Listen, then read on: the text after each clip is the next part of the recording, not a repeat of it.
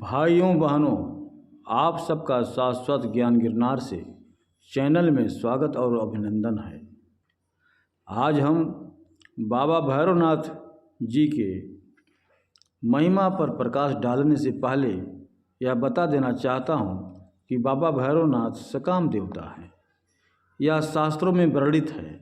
आप जो भी कामना के साथ इनका पूजा साधना करेंगे वह अति शीघ्र पूरा होकर रहेगा। इनकी कृपा हो जाने पर 33 करोड़ देवी देवता अपना आशीर्वाद देने स्वतः चले आते हैं। 108 शक्तिपीठ और शंकर जी के जहाँ भी मंदिर मिलेंगे, किसी न किसी रूप में भैरव जी वहाँ विद्यमान हैं। जितनी भी देवियाँ हैं उनके साथ अलग अलग नाम से भैरव बाबा प्रतिक्षण साथ रहते हैं। भैरवनाथ जी को तंत्र का देवता कहते हैं। तंत्र भैरव जी के मुख से निकलकर उन्हीं के पैर में समा गई। इनके सामने कभी किसी का नहीं चला।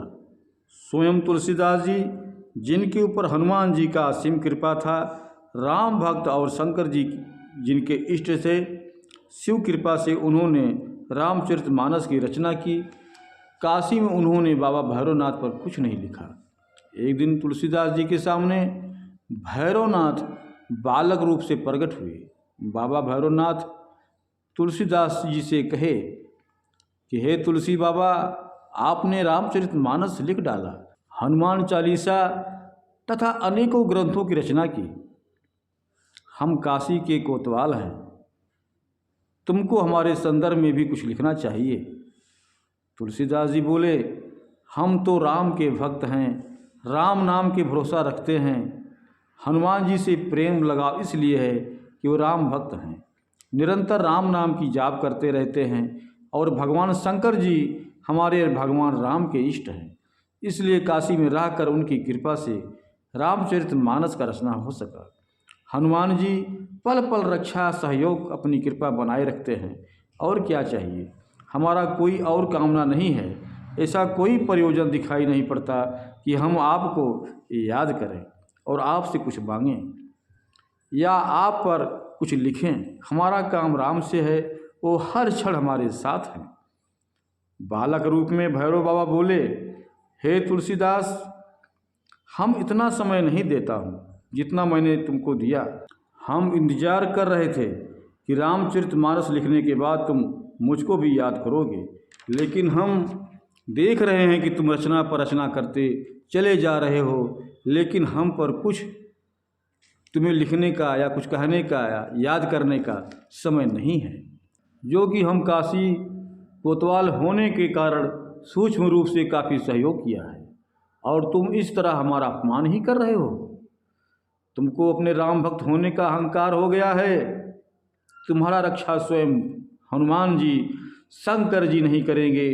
तुम राम राम करोगे, लेकिन राम बचाने नहीं आएंगे। भगवान शंकर जी उसी पर कृपा करते हैं जो मुझे भी याद किया है।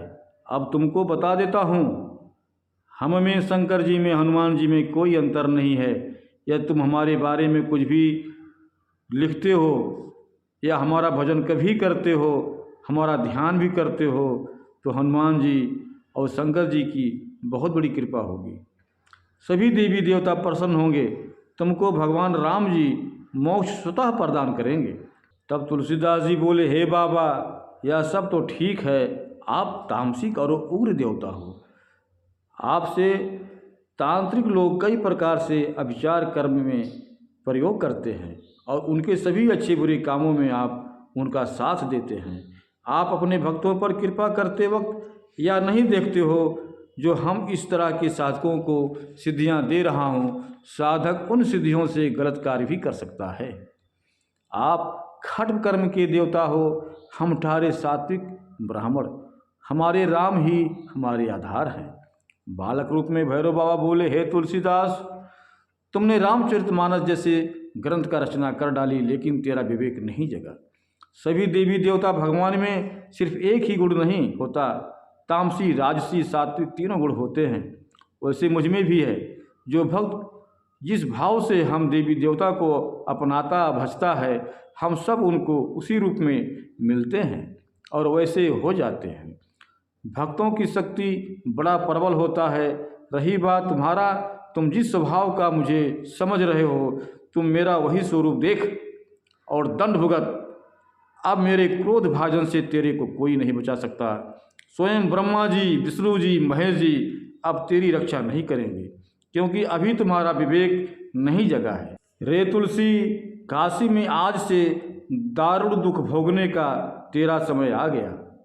हमारे लिए गलत अवधारणा है तेरे दिमाग में। यह कहते हुए बटुक भैरव के स्वरूप से बाबा भैरवनाथ काल भैरव स्वरूप में विराट स्वरूप वाले तथा क्रोधित हो गए। काल भैरव जी का विराट स्वरूप देखकर तुलसीदास जी बेहोश होकर अचेत हो गए। तुलसीदास जी को काफ़ी समय के बाद होश आया। वो दर्द से करा उठे। उन्होंने अपने शरीर को देखा, पूरे शरीर में फोड़ा और छाले थे। आर्त भाव से तुलसीदास जी हनुमान जी का स्मरण किया और भैरव जी का सारा वृत्तांत सुनाया। कराहते और तड़पते हुए तुलसीदास जी अपनी रक्षा और शारीरिक कष्ट से मुक्त पाने की दुहाई दी। हनुमान जी ने कहा, हे तुलसीदास जी, काल भैरव स्वयं शंकर हैं। वो बड़े दयालु हैं, न्यायप्रिय उग्र देवता हैं। तुमको उनको खुद प्रसन्न करना होगा, और यदि अपने प्राण का रक्षा चाहते हो तो फिर काशी इसी वक्त छोड़ दो। कहीं दूर जाकर भैरव जी का साधना करके प्रसन्न करो। भैरव जी के खुश हो जाने के बाद ही तुम काशी में पुनः निवास कर सकते हो। तुलसीदास जी आत्मग्लानि के साथ अपने गलतियों पर पछतावा करते हुए अविलंब काशी से कानपुर के लिए प्रस्थान कर गए।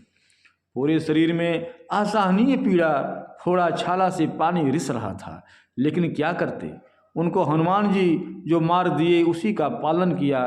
कानपुर में दिन रात भैरव नाम जाप स्मरण सुमिरन कर दिए। कानपुर शहर में गंगा किनारे भैरव घाट का नामकरण कर भैरव बाबा का 8 स्वरूप वाला मंदिर बनवाए, जिसे हम अष्ट भैरव कहते हैं। पुनः भैरव बाबा तुलसीदास जी को अपना दर्शन देकर उनके समस्त कष्ट को दूर कर दिया। भैरव बाबा की कृपा प्राप्त कर पुनः काशी में जाकर तुलसीदास जी आनंद पूर्वक रहने लगे। आज भी कानपुर में गंगा किनारे भैरव घाट पर श्रद्धालुओं की भीड़ लगी रहती है। भैरव जयंती पर विशाल भंडारा का आयोजन होता है। प्रधान देवता बटुक भैरव हैं, क्योंकि इसी स्वरूप में पहले भैरव जी तुलसीदास जी को दर्शन दिए थे। हर रविवार को काल भैरव बाबा को शराब चढ़ता है। 8 भैरव स्वरूप अलग अलग नाम से स्थापित भैरव बाबा निरंतर अपने भक्तों का रक्षा सुरक्षा प्रदान करते हैं। भाइयों बहनों, फिर मिलेंगे अगले वीडियो में। आप सबसे अनुरोध है कि चैनल को सब्सक्राइब तथा वीडियो को लाइक एवं शेयर जरूर करें। धन्यवाद। जय श्री गुरुदत्त। जय